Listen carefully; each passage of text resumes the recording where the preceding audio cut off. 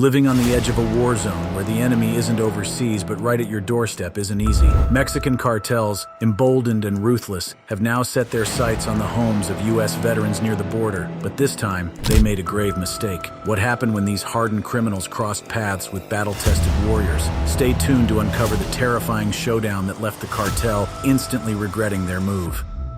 Mexican cartel attack at border. Mexican cartels have long been a source of terror within Mexico, destabilizing regions with ruthless violence and criminal operations. However, their influence is no longer confined to Mexico alone. In January 2025, Border Patrol agent Roberto Ortiz and his partner responded to reports of migrants attempting to cross the Rio Grande near Fronton, Texas, an area infamously dubbed Cartel Island due to its high cartel activity. Upon arrival, they were ambushed by gunmen believed to be affiliated with a Mexican drug cartel, who opened fire from the Mexican side of the river. Demonstrating remarkable bravery, Agent Ortiz shielded his exposed partner and returned fire, effectively safeguarding their lives. The migrants involved did not cross the river during the incident. Previously released footage of the dramatic attack showed at least 4 armed men standing on the island as they tried to find cover in the brush while a drone followed them. Some of the gunmen were also seen aiming their guns at the drone. No injuries were reported, and the migrants who were trying to traverse the river never made it across, sources said. Mexican cartels have now escalated their violence to shocking new levels, launching deadly attacks near the U.S. border and even targeting American families. In a chilling incident earlier this month, a Texas border rancher was killed by a suspected cartel-planted IED, marking a disturbing escalation in cartel tactics. The Texas Department of Agriculture confirmed the attack, issuing an urgent safety warning for the Rio Grande Valley as the threat grows alarmingly close to American soil. The victim, 74-year-old Antonio Cespedes Saldierna, was a respected rancher who worked on both sides of the border. He was driving on his ranch in Tamaulipas, Mexico, just south of Brownsville, Texas, when his vehicle triggered an explosive device, causing a deadly blast. Alongside him, Horacio Lopez Peña also lost his life, while Lopez's wife, Ninfa Griselda Ortega, sustained severe injuries and was rushed to the hospital for treatment. The extreme brutality of the attack has left the local community in shock as cartel violence edges dangerously close to American territory. The tragedy hit especially hard for Saldierna's son, Ramiro Cespedes, a U.S. Army veteran. Ramiro had previously survived an IED attack while deployed overseas, only to experience the same horror at home, this time taking the life of his father. Learning that his father was killed in such a violent and deliberate attack has devastated him. "I'm sad. I'm confused. I'm in shock," he said. "I consider this a terrorist attack because if I went to war to fight terrorists, and I'm seeing the same things here, to me, my personal opinion, it is a terrorist attack," Ramiro said. Authorities are now trying to address the rising security concerns at the border as cartels continue to use military-style tactics, including explosive devices, to terrorize communities. After this attack, Texas Agriculture Commissioner Sid Miller issued a stark warning about escalating cartel violence along the Texas-Mexico border, emphasizing the urgent need for vigilance. This shocking act of violence highlights the growing threat posed by cartel activity along our southern border, Miller said. "I urge all Texas farmers, ranchers, and agricultural workers who travel to Mexico or operate near the border to exercise extreme caution." Miller's statement urges individuals along the border, especially those in the agriculture sector, to exercise extreme caution and remain aware of their surroundings. "We cannot overlook the rising violence that threatens not only lives, but also the security of our farms, ranches, and rural communities," he said. "Avoid dirt roads in remote areas, refrain from touching unfamiliar objects that could be explosive devices, limit travel to daylight hours, stay on main roads, and avoid cartel-controlled regions," he added. This announcement aligns with earlier warnings from Webb County Sheriff Martin Cuellar. In response to gunfire incidents earlier this month in Nuevo Laredo, near an international bridge in the main campus of Laredo College, Cuellar deployed resources as part of Operation Lone Star to prevent any potential spillover of violence into the U.S. At the beginning of February, intense gunfights erupted in Nuevo Laredo, a Mexican border city long plagued by drug cartel-related violence. The clashes, which followed the arrest of alleged cartel leader Ricardo Gonzalez,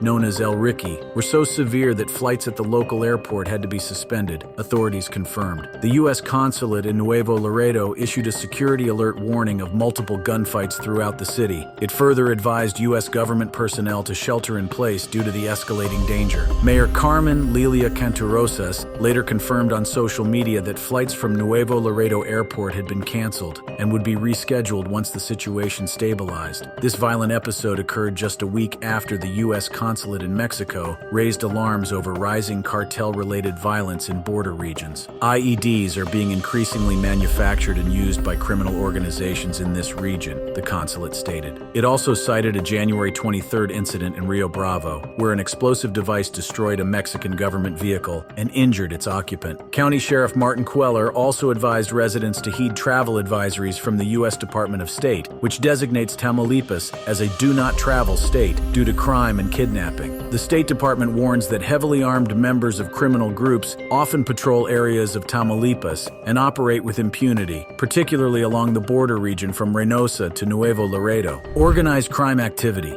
including gun battles, murder, armed robbery, carjacking, kidnapping, forced disappearances, extortion, and sexual assault, is common along the northern border, Queller said. Criminal groups target public and private passenger buses, as well as private automobiles traveling through Tamaulipas, often taking passengers and demanding ransom payments. Gun battles are common in Nuevo Laredo, one of the Mexican cities hardest hit by cartel violence. In October, human rights activists and relatives accused the Mexican Army and National Guard troops of being responsible for the deaths of a nurse and an 8-year-old girl in the city, further fueling tensions. Both Queller's warning and Miller's recent statement reflect shared concerns affecting local communities like Laredo. While the gateway city continues to be ranked among the safest in the country, more than 3 million people have crossed the Laredo bridges to Mexico so far in fiscal year 2025 through non-commercial and pedestrian crossings, facing this possible danger. These border cities sit at a geographical crossroads where violence fueled by organized crime can have immediate and devastating consequences. Residents and officials alike must reckon with new realities as they take measures to protect themselves and adapt. Miller's call for vigilance is more than a cautionary note. It's a statement on the complex social and security challenges affecting the borderlands. Our agriculture family is the backbone of Texas, he said. We must do everything we can to protect it. In response to mounting pressure from Washington to curb drug trafficking and border violence, President Claudia Sheinbaum announced the deployment of 10,000 troops to the Mexican-U.S. border. The move signals Mexico's intensified efforts to regain control of cartel-dominated areas and address security concerns that have begun affecting both sides of the border. This wasn't the first attack by Mexican cartels, and tragically, it won't be the last. A similar attack occurred later last year when cartel-hired gunmen brutally killed U.S. Marine Corps veteran Nicholas Quetz in Mexico. Quetz, an Arizona resident, was shot to death on October 18th near a gas station between the towns of Altar and Caborca in Sonora, a Mexican state notorious for cartel violence. According to local media, he was traveling to the popular beach resort of Puerto Penasco, also known as Rocky Point, when he may have unknowingly passed through a cartel checkpoint. Moments later, he was ambushed and killed in cold blood. Quetz's family told CBS affiliate Cold TV he was a U.S. Marine Corps veteran. The unique thing about him is that he was a protector, and he wouldn't even hurt a flea that would cause harm to someone else, his father Doug told the station. Because of that characteristic, he had a wide circle of friends. Prosecutors in the northern state of Sonora said late Tuesday the Honduran suspect and a companion had been neutralized in the town of Altar after they opened fire on security forces. Neutralized is a term used in Mexican law enforcement to mean killed. The prosecutor's office released videos of the suspects on social media. Prosecutors said the Honduran suspect, who like the others was not identified by his full name, had an outstanding warrant for desertion from Honduras's Presidential Honor Guard. Drug cartels in Mexico often recruit former military members from Central and South America. He's being held in custody for investigation on weapons and drug charges. Prosecutors said they had also arrested 2 other suspects in the killing of Quetz. One was identified as a member of Delta, a gang that works for the Chapitos, a faction of the Sinaloa drug cartel. Quetz's family told Cold TV they are heartbroken after losing their 31-year-old son. who went by Nick. With something I had to do, I would say, well, I'll just wait until Nick gets here, his father Doug said. Knowing Nick's not going to be here to do that is a void we're going to have a hard time getting past. The family said that Quetz had deployed to countries around the world, including Australia and nations in Southeast Asia. The family has set up a GoFundMe for a memorial scholarship to honor him. It's not just the situation at the border. Mexican cartels now seem to be targeting U.S. veterans wherever they find them. After the tragic murder of Nicholas Quetz, another horrifying incident took place, leaving a U.S. Army veteran fighting for his life. 2 Americans, including war veteran Sisson James Thomas, were shot after being chased by armed men in Mexico, while local police allegedly did nothing to help. McKim Robert Vance, who was also in the vehicle, told local media that he and Thomas were driving through the city of Caborca in Sonora on their way home from a holiday in Puerto Penasco when 2 vehicles with their lights off suddenly stopped behind them. Without warning, gunmen opened fire, hitting Vance, who was behind the wheel of their Jeep. Terrified, he kept driving, only to encounter police officers who initially seemed ready to pull him over for speeding. However, when the officer saw the armed vehicles in pursuit, he immediately turned off his lights and sped off in the opposite direction,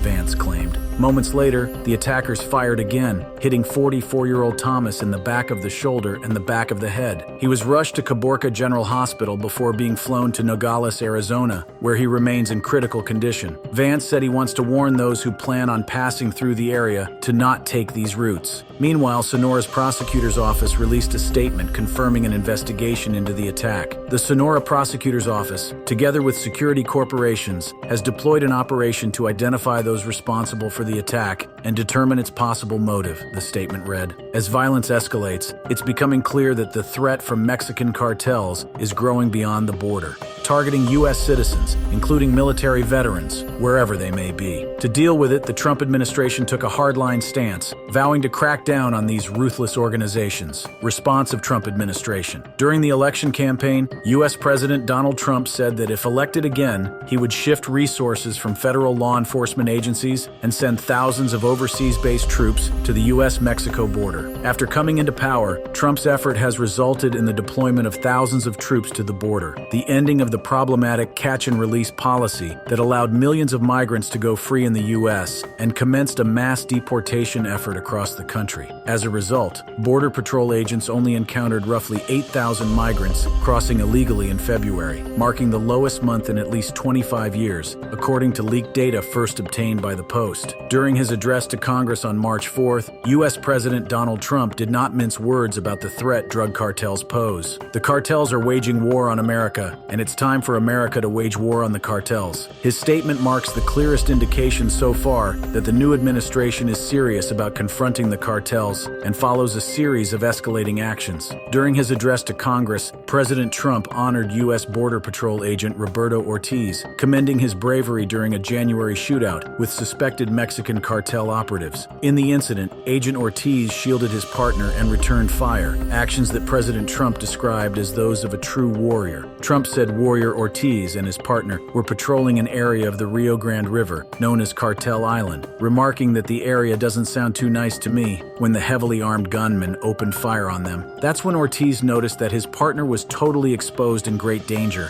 and he jumped into action to return fire, just barely, saving the life of his fellow agent, Trump recounted. I have some of the prints of that event, and it was not good. Agent Ortiz, we salute you for your great courage, for your line of fire that you took, and for the bravery that you showed. We honor you, and we will always honor you. Thank you, Roberto, very much, Trump said. And I actually got to know him on my many calls to the border. He's a great gentleman, he added. During his speech, Trump touted his crackdown on illegal immigration at the southern border, which has resulted in the lowest border crossings in recorded history. The media and our friends in the Democrat Party kept saying we needed new legislation to secure the border, but it turned out that all we really needed was a new president, said Trump. The Trump administration's FTO designation and U.S. Special Forces presence in Mexico comes as the administration is taking other notable steps. The United States has imposed new tariffs on Canada and Mexico to pressure them into greater cooperation against cartels and trafficking. trafficking. On orders from the president, U.S. Northern Command launched new deployments at the U.S. southern border, and Central Intelligence Agency surveillance drone flights, approved by Mexico, have reportedly gathered intelligence on cartel operations within the country. The rapid speed and scale of these apparent foreign counteroffensive preparations, arguably not seen since the early stages of the War on Terror, may indicate that the United States is on the verge of direct military action, either unilaterally or with the Mexican military, against cartels on Mexican soil. Vice President J.D. Vance visited the U.S.-Mexico border on the 5th of March and said that arrests for illegal crossings had fallen sharply because President Donald Trump is demanding that all of government prioritize the issue in ways his Democratic predecessor Joe Biden never did. Vance was joined by Defense Secretary Pete Hegseth and Director of National Intelligence Tulsi Gabbard as he took a helicopter tour of the area around Eagle Pass, Texas, around 150 miles southwest of San Antonio. They also visited a Border Patrol facility and sat for a roundtable with Republican Texas Governor Greg Abbott and national, state, and local officials. President Trump has empowered and, in fact, demanded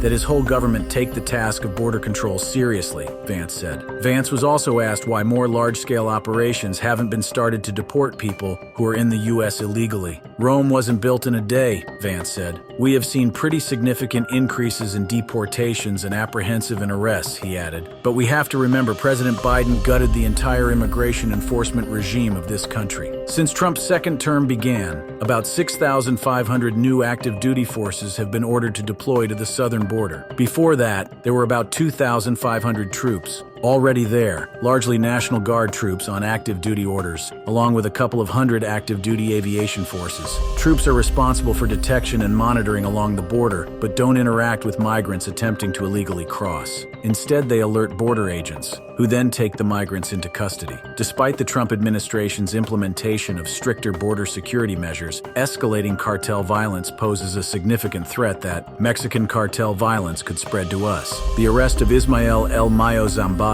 a key leader of the Sinaloa cartel, marked a significant moment in Mexico and the U.S. ongoing battle against organized crime. As one of the cartel's most influential and long-standing figures, his capture created a leadership vacuum, sparking internal conflict as various factions scrambled to seize power. This struggle for control not only weakened the cartel's structure, but also unleashed a wave of violence that quickly spread across Mexico. According to Mexican authorities in the state of Sinaloa, after Zambada's arrest, intense violence between the sons of Joaquin El Chapo Guzman and a faction loyal to Ismael El Mayo Zambada have resulted in 12 confirmed deaths, 20 possible abductions, and 11 people injured. However, local reports suggest the death toll could be much higher. Fear and collective psychosis have had a strong effect on local residents. The violence has also had a direct impact on commerce, to the point that many businesses have been forced to close. Jobs have been lost, children have missed school days, and car theft and kidnappings are on the rise. What is happening in Culiacan is not normal.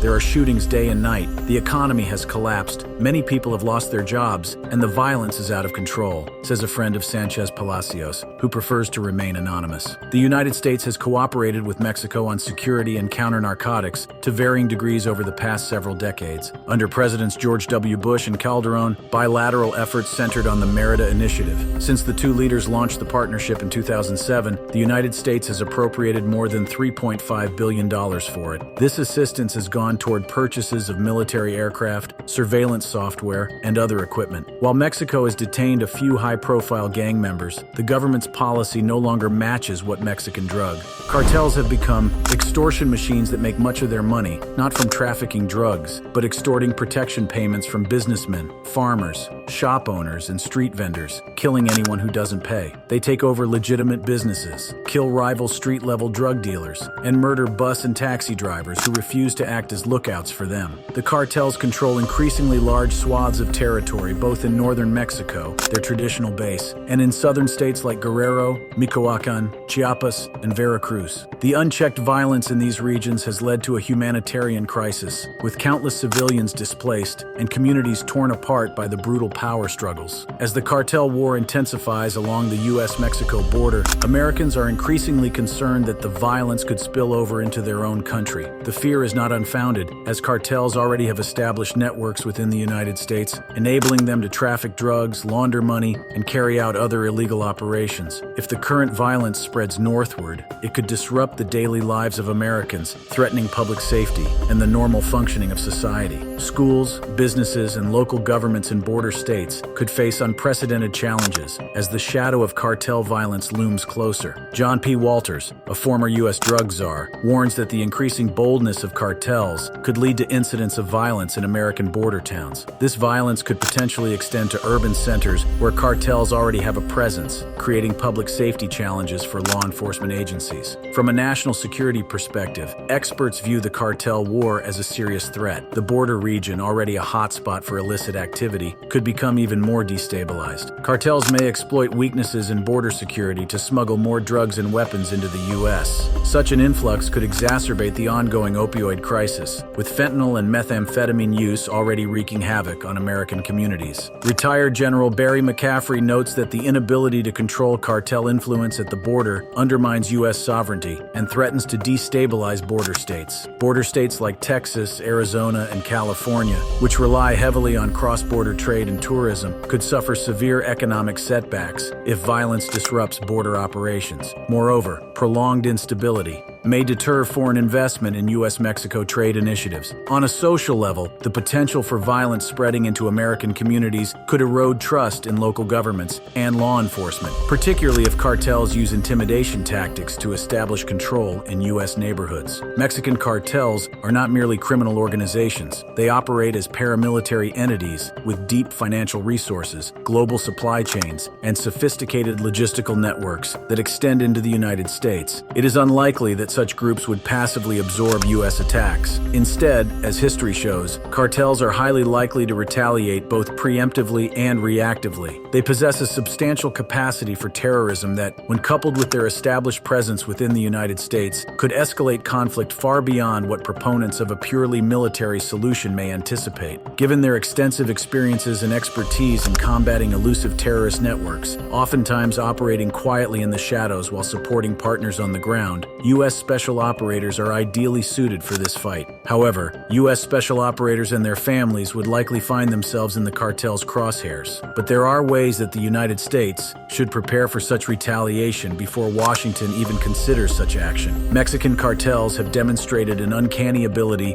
to adapt and retaliate against perceived threats, as demonstrated throughout Mexico's history. Soon after Felipe Calderón became president of Mexico in 2006, he declared a war on drugs, deploying military forces against cartels. The result was a sharp escalation in violence. The cartels retaliated by targeting law enforcement, military personnel, and government officials. Entire police forces resigned in fear, and public officials were assassinated in broad daylight. Beyond physical violence, cartels also employed psychological tactics, using brutal killings and public displays of bodies to instill terror among the population. The U.S. homeland is not immune to the consequences of engaging in direct military action against Mexican cartels, and such a campaign would not see the cartels simply ceding the initiative and sitting on their side of the border waiting to be attacked. Beyond physical attacks, cartels could engage in cyber operations, employing such capabilities to gather information on potential targets as part of criminal dealings. Their financial power also enables them to influence local politics and law enforcement through intimidation and corruption. Cartel cyber activity could bear significant effects for the target of such operations. And if the target, for example, a government department or agency, suspends its normal operations to repair its security walls, those effects could expand across communities. With the growing threat of cartel violence, Defense Secretary Pete Hegseth reportedly warned Mexican officials last month that the U.S. military was ready to take unilateral action against Mexico's drug cartels if more isn't done to stem the flow of fentanyl and migrants into the U.S. The Pentagon chief made the remark during a January 31 call with top Mexican military officials while urging them to address collusion between their country's government and violent criminal organizations, the Wall Street Journal reported on Friday. Mexican officials on the call were shocked and angered by Hegseth's comments and were left with the impression that he was suggesting U.S. military strikes could take place south of the border, according to the outlet. Hegseth Hegseth has previously refused to rule out U.S. military action against Mexican drug cartels. All options will be on the table, he said during a Fox and Friends interview when asked if the military is permitted to conduct operations inside Mexico after President Trump ordered criminal cartels to be designated foreign terrorist organizations. That remark was on the same day as his call with Mexico's military brass. Hegseth, however, insisted that it would ultimately be up to the president on how to deal with the drug cartels. Despite all strict measures and warnings, deputies seized over $500,000 worth of drugs on San Antonio's east side, uncovering possible cartel connections. The drugs were found mixed in a frying pan inside a concrete mixer at a residence, leading to the arrest of an undocumented Mexican national. Several weapons, including a stolen firearm, were also recovered. Any U.S. military campaign to combat the cartels would only succeed if accompanied by a robust partnership with the new Mexican administration, led by President Claudia Sheinbaum, who has expressed a desire to fight organized crime more aggressively. Joint task forces, enhanced intelligence sharing, and specialized training programs can bolster Mexico's counter-narcotics capabilities. Equally important is addressing systemic corruption within Mexico, which has long hindered efforts to dismantle cartel operations. By empowering its partners, the United States can achieve a greater impact without exacerbating the violence that unilateral actions alone often provoke.